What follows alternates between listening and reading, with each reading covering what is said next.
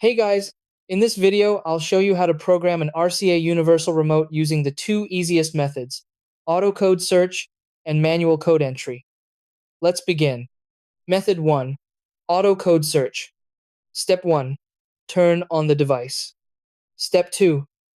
Press and hold code search until the light stays on. Step 3. Press the device button. Step 4. Keep pressing power repeatedly until the device turns off. Step 5. Immediately press enter to save the code. Step 6. Test buttons like volume, channel, menu. Method 2. Manual code entry. Step 1.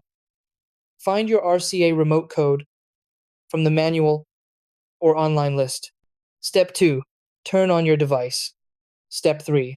Press and hold code search until the light stays on. Step 4. Press the device button. Step 5. Enter the code using number keys.